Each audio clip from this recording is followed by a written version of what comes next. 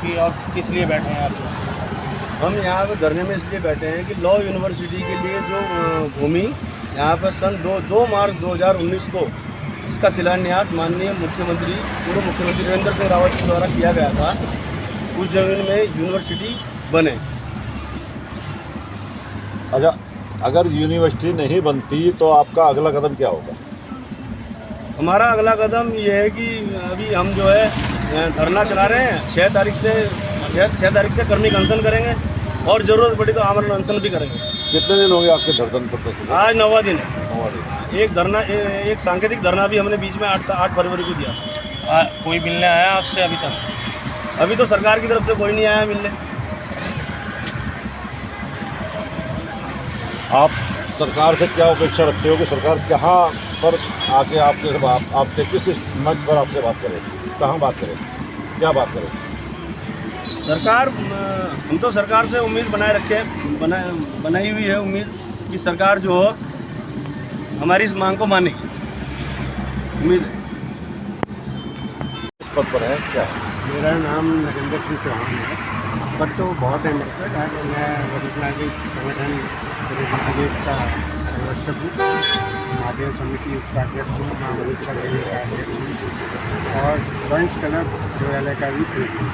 आज आप यहाँ पर बैठे हैं? में मेरी वाइफ जो है जिला पंचायत सदस्य रही है और मैं उत्तराखंड आंदोलन के समय अपने जो राज्य कर्मचारी परिषद है उसका उपाध्यक्ष रहा, गढ़वाल मंडल का मंत्री रहा। कई दिनों से आपने धरना प्रदर्शन यहाँ पर किया है, क्या मांगे हैं और कौन कौन सी मांगे हैं आप? ये हमारी केवल एक सूत्री मांग है। इसमें हम चाहते हैं कि नेशनल लॉ यूनिवर्सिटी जो है, जब ये उत्तराखंड बना था तो उसके साथ 3 स्टेट बनी थी, छत्तीसगढ़, झारखंड और ये उत्तराखंड। तो ये 2011 में इसका गजट नोटिफिकेशन हुआ था।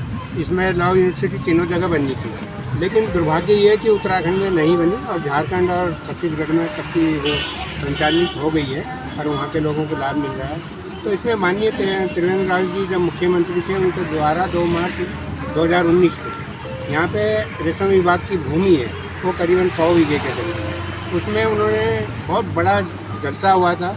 उसमें सरकार द्वारा पैसा भी खर्च किया गया होगा और उसमें ये यहाँ के जनता को ये आश्वासन दिया गया था कि और उसका उद्घाटन किया गया था कि यहाँ शीघ्र ही जो नेशनल लॉ यूनिवर्सिटी वो बनाई जाएगी, जिससे कि यहाँ के पूरे गढ़वाल, पूरे उत्तराखंड के लोगों को विधि के द्वारा अच्छा रोजगार मिले। क्योंकि आज विधि है, जो लॉ है, लॉ हर जगह चाहिए। आपको कारपोरेट में चाहिए, आपको फैक्ट्री में चाहिए, आपको हर जगह लॉ की वजह। अगर लॉ में बाई आदमी को रोजगार नहीं मिलता तो अपना व्यवसाय भी कर सकता है। ये हमारे रोजगार के लिए बहुत बड़ी उपलब्धि होगी और इससे इस क्षेत्र को बहुत बड़ी पहचान मिलेगी।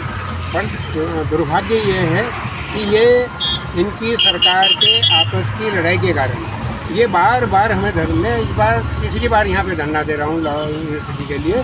और बड़ा दुर्भाग्य है कि इसे कुमाऊं और गढ़वाल के क्षेत्र में लड़ाने की कोशिश की जा रही है और इस जो भूमि हमारी 100 बीघे है, इसे किसी अन्य उसे देखे, जैसे सौंग विस्थापित वाले आ गए थे, वहाँ पत्थर डाल दिए थे और कब्जाने की कोशिश की, उसे खुर्द करके सरकार ये चाहती है कि यहाँ से लॉ यूनिवर्सिटी को अन्यत्र ट्रांसफ़र किया जाए। ये बड़े दुर्भाग्यपूर्ण है। ये सरकार, हमारा मानना ये है कि मुख्यमंत्री ने इसका उद्घाटन किया, तो मुख्यमंत्री हम नहीं जानते कि हरीश रावत हैं, त्रिवेंद्र रावत हैं, धामी जी हैं, मुख्यमंत्री ने इसका उद्घाटन किया।